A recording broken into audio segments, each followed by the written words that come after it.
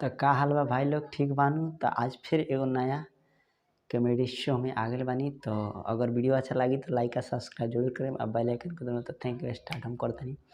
तो रुआ ना देख ले हो हम कि कोठे ऊपर कोठरी पर रेल किंग चल, तो हम बता दें अभी। तो देखी कि कोठे ऊपर कोठली हो, कोठे ऊपर कोठली, मैं उस पे रेल चला दूंगी। आ गाँव गाँव या डगर डगर में सबको हम बता दूंगी। जब छोटका सिंगर के गाना जब हिट होत बा तो और लोग लागता ओके कहे कचरा बा कचरा बा। अरे भैया बा, सब कचरा तू ही करता रे।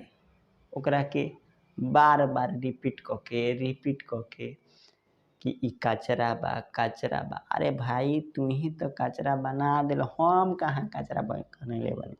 हम तो खाली गा देनी हम और तो के उठा के कचरा कचरा कह के कचरा कूड़ादान बना दे।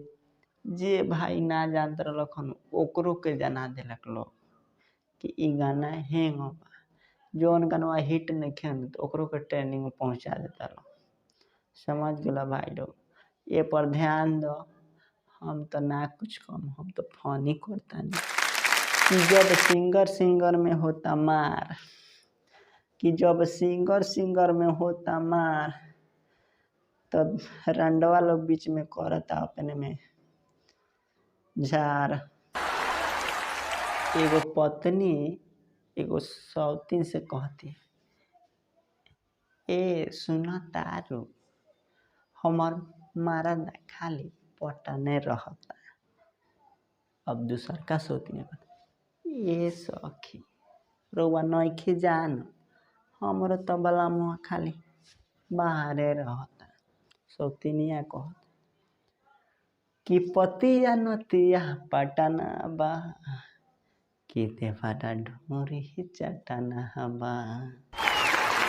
कि पतिया नतिया पटना बा, कि देवारा ढोरी चटना बा।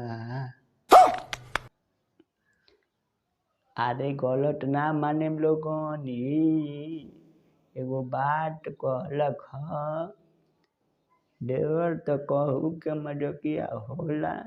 ई बात गलत ना माने के, देहिया के अंगवा के नाम अपना से ढले तो ढरा दे, माने जरिए से आवता। अगर वीडियो अच्छा लगे तो लाइक और सब्सक्राइब जरूर कीजिएगा और बेल आइकन को जरूर दबाकर सपोर्ट कीजिएगा।